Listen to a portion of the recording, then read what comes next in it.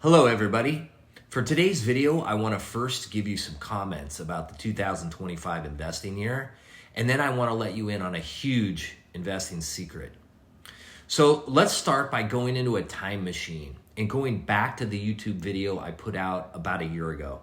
In the video, I proclaimed that who is president and what actions they take does not matter nearly as much to the performance of our investments as most people think it does. Some of you reacted to those comments later in 2025 by citing things President Trump did and the negative market reaction that followed soon thereafter as evidence that I was wrong in my video. But I don't believe that I was. I didn't say that the actions of the president don't matter at all. I said the actions don't matter as much as most people think because a million things the president has no control over also matter. Let me give you an example of this playing out in real life in 2025. The dominant financial story this past year has been Trump's tariff policies. I am on record, and I've probably stated this to you directly in a conversation, that I am adamantly against Trump's tariffs. I think they are a policy mistake of major consequence, and yet the stock market has had an excellent year. So if Mike is right, how can this be? It's because the president's actions are not the only thing that matters. A lot of good things have happened with the economy in 2025, which Trump had nothing to do with, that have offset the tariff policy error. Now, one might argue that tariffs have been good for the economy, and that is why the market is up. That to me is like saying, it's clear and sunny today, and the sun is hot, therefore, it must be hot outside. There's a degree of logic to that argument, but that doesn't necessarily make it accurate at all. 2025 has been the third excellent year in a row for our investments. In my opinion, in spite of, not because of, the most significant financial actions taken by the White House. The good performance of the markets have been bolstered by things like enthusiasm regarding and spending on AI, inflation being under 3%, rising corporate profits, being in a Fed rate reduction cycle, and many other factors following outside of White House policymaking. These multiple positive factors, in my opinion, have offset tariff policy problems and led to a strong year for our investments. Now let me switch gears here a little bit. I want to let you in on a secret about investing.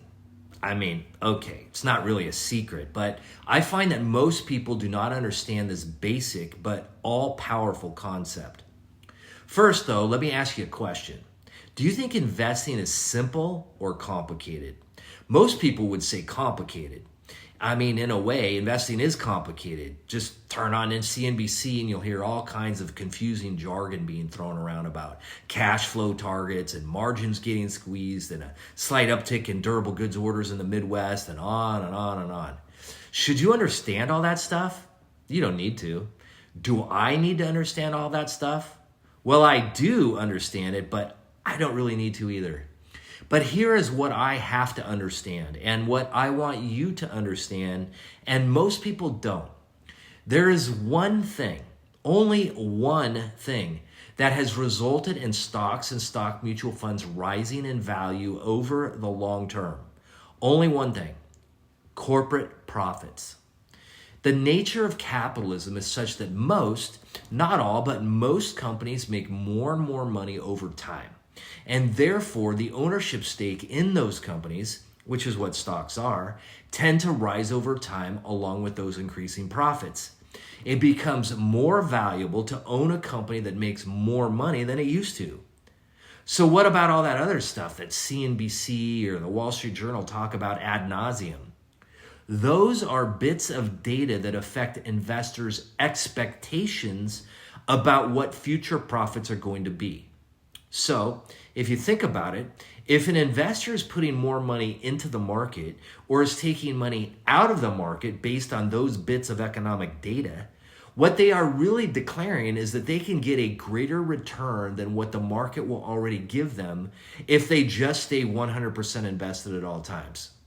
They are saying the 10 to 12% returns we've seen in the stock market over the last 100 years or so isn't good enough. They want more than 10 to 12%. In fantasy land, I'm telling you that they can get those huge returns by getting out of the market before it goes down and then getting back in before the market goes back up. But in the real world, no one can actually do that with any consistency whatsoever. Not even the greatest financial advisor ever. So, why do all these financial shows constantly put on guest commentators who love to predict market crashes or direct you to sell off your children to raise more cash to invest? Well, think about the business the financial shows are in. Is their business providing rock solid financial advice to help grow and protect wealth? No. They're in the business of getting people to watch the program so they can sell more advertising. I mean, imagine a CNBC where every day, 24 hours a day, they just said, buy and hold and diversify, buy and hold and diversify over and over again. Boring. That channel gets canceled. No, the financial shows have to say outlandish things and be dramatic and make bold predictions to get you to watch.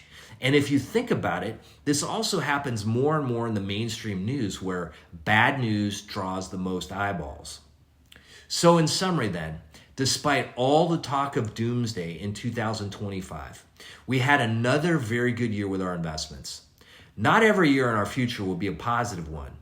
But if we always keep in mind that most companies in capitalism make more and more money over time, regardless of who is president, what new technology creates unknowns about the future, or what talking heads blabber on about, if we stay the course and stay invested through all of it, we will continue to see our investments do well in the long term.